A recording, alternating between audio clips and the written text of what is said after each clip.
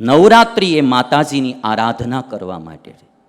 નવરાત્રિમાં તમે માતાજીની પ્રતિષ્ઠા સ્થાપના કરો, માતાજી ફરતા માતાજીના ગરબા લ્યો, છેલ્લે માતાજીની આરતી કરો, માતાજીને પ્રસાદ ધરાવો અને બધાને પ્રસાદ વેચો. આવી રીતે નવરાત્રિ ઉજવો. વચમાં તો માતાજી જ વચમાંથી વૈયા ગયા હતા. હાવ નકરા ડિસ્કો દાંડિયા, નકરું નાચવું ગાવું પિક્ચરના ગાણા ઉપર ને ધૂમ ધૂમ કરીને વયું જાવું. એવો પ્રોગ્રામ કરવો તો તમે તમારી રીતે પ્રાઇવેટ પ્રોગ્રામ કરો, પણ માતાજીનો જે ઉત્સવ છે નવરાત્રિ, ક્યારેક પશ્ચિમ બંગાળમાં જાઓ, ટેમ્પરરી 9 દિવસ માટે લાખો રૂપિયાના મંડપ નાખી માતાજીની સ્થાપના થાય, માતાજીની પૂજા થાય, માતાજીની આરતીને સ્તુતિ થાય. આપણે આપણા ઉત્સવોને બી વિકૃત કરતા જઈએ છીએ. ગણપતિનો ઉત્સવ આવે તો પૈસા ઉઘરાવીને ગણપતિ પધરાવી ગમે એવા ગાણા વગાડવા, ગમે એમ ખાવું પીવું નાચવું ના. ગણપતિની પૂજા થવી જોઈએ, ગણપતિની આરતી થવી જોઈએ, પ્રસાદ ધરાવે, વેચાય. આવી રીતનો ભક્તિમય ઉત્સવ હોવો જોઈએ. અને જન્માષ્ટમી તો જાણે કે જુગાર રમવાનો દી આવ્યો.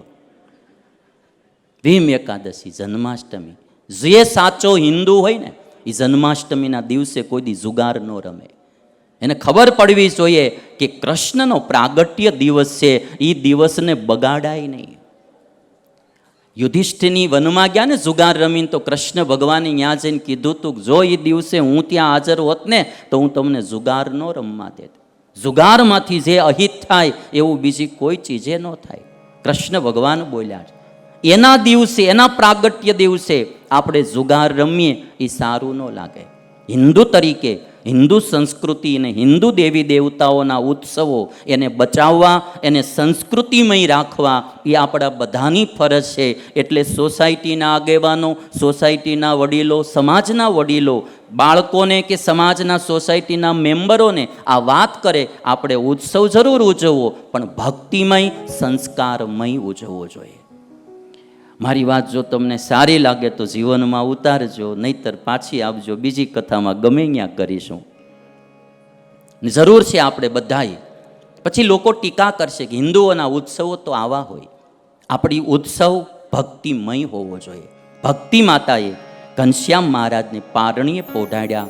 આ લડુ ગાય છે. પોઢે હરિવર પારણે જ્યારે, પ્રેમે માતા ઝુલાવે છે ત્યારે. દલપતરામ એક એક લીલાનું આમ પંક્તિબદ્ધ વર્ણન કરે. તમે જો પ્રાસ મેળવીને.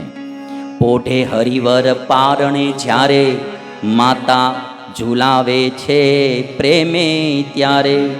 ગીત ગાય છે પૂરની બાળ, પોઢ્યા પારણે ભક્તિનો લાલ. તમે બધામાંથી છપૈયા દર્શન કર્યા હોય એવા ઊંચી આંગળી કરો જે છપૈયા દર્શન કર્યા. ઓકે, જે બાકી છે ને હું તમને છપૈયાના દર્શન કરાવી દઉં. જ્યાં સ્વામિનારાયણ ભગવાનનું પ્રાગટ્ય થયેલું ઉત્તર પ્રદેશમાં છપૈયા ગામમાં, ત્યાં આજે ભવ્ય આરસનું મંદિર બનેલું છે. આ મંદિર છે છપૈયા ગામમાં સ્વામિનારાયણ ભગવાન.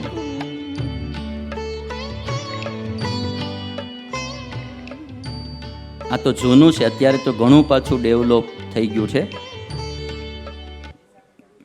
આ મંદિરમાં અને મંદિરમાં બિરાજિત દેવો જે છે, આ બધા દેવો ત્યાં પધરાવ ઘર બેઠા કરાવ્યા. અને હવે ભગવાન 3 મહિનાના થયા ત્યારે પહેલાં વહેલા ઘરની બહાર ઘનશ્યામ મહારાજને લઈ ગયા અને સૂર્યનું દર્શન કરાવ્યું, જેને નિષ્ક્રમણ સંસ્કાર કહેવામાં આવે. બાળક માતાના ઉદરમાં હોય, એકદમ પેક અવસ્થામાં બાળક હોય, અને જ્યારે જન્મ લે પછી એકદમ અંધારામાં હોય ને પ્રકાશમાં આવે. એટલે એના શરીરને ધીરે ધીરે બહારનું વાતાવરણ સુટેબલ થાય. એટલે ઘરમાં ને ઘરમાં એ ભારતીય હિન્દુ સંસ્કૃતિ શીખવાડે. 21 દિવસ તો બાળકને બહાર જ લાવે નહીં. ધીરે ધીરે એને વાતાવરણ સેટ થાય એટલે પછી એને બહાર લાવે ઘરની, અને એને સૂર્યના દર્શન કરાવે, જેને નિષ્ક્રમણ સંસ્કાર કહેવામાં આવે. નિષ્ક્રમણ સંસ્કાર કર્યો છે. અને પછી 4થે મહિને ઘનશ્યામ મહારાજનું નામકરણ સંસ્કાર કર્યો છે. માર્કંડેય મુનિએ નામકરણ સંસ્કાર કર્યો છે.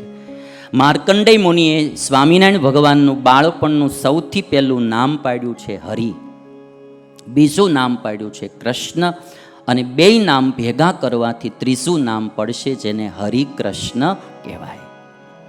અને નિષ્કુળાનંદ સ્વામી ભક્ત ચિંતામણીમાં લખે, એક તમે બીજા જે આચરશે, એક તમે બીજા જે આશરશે, તેની આપદા સર્વે હરશે. માટે હરિ એવું એનું નામ, સૌને સમરતા સુખધામ. માર્કંડેય મુનિ કહે છે કે હે ધર્મદેવ, આ તમારા દીકરા તમારા દુઃખ હરી લેશે, અને જે કોઈ તમારા દીકરાના આશ્રિત થશે એના દુઃખ પણ હરી લેશે. માટે તમારા પુત્રનું નામ હરિ પડશે. અને હે ધર્મદેવ, આ તમારા પુત્ર એટલા મનોહર છે કે જોતા વેત માણસોની વૃત્તિઓને પોતાના સ્વરૂપમાં ખેંચી લેશે અને આકર્ષી લેશે બધાની વૃત્તિઓ, એટલે એમનું નામ કૃષ્ણ પડશે. મૂર્તિ જોઈને જનના મન રે, તાણી લેશે તે માટે એ કૃષ્ણ રે. વળી બેવું નામ મળી એક રે, કહેશે જન જે કરે વિવેક રે. અને બેય નામ ભેગા થતા ત્રીજું નામ હરિકૃષ્ણ પડશે. 5મા મહિને સ્વામિનારાયણ ભગવાનને પહેલા વહેલા ભૂમિ ઉપર બેસાડ્યા, જેને ભૂમિ ઉપવેશન સંસ્કાર કહેવામાં આવે. શ્રાવણ સુદ એકાદશીને દિવસે ભક્તિ માતાએ વરાહે સહિત પૃથ્વી દેવીની પૂજા કરી ઘનશ્યામ મહારાજને પૃથ્વી ઉપર બેસાડ્યા. અને 6ઠા મહિનામાં 6 મહિનાના ઘનશ્યામ મહારાજ થયા, ત્યારે આસો સુદ બીજને દિવસે સોનાની સળીથી દહીં અને ઘી અને મધ મિશ્રિત કરી ઘનશ્યામ મહારાજના મુખમાં સૌથી પહેલાં જમાડ્યું છે, જેને અન્નપ્રાશન સંસ્કાર કહેવાય. 7મે મહિને કર્ણવેદ સંસ્કાર કર્યો છે, કાન વિંધાવ્યા છે.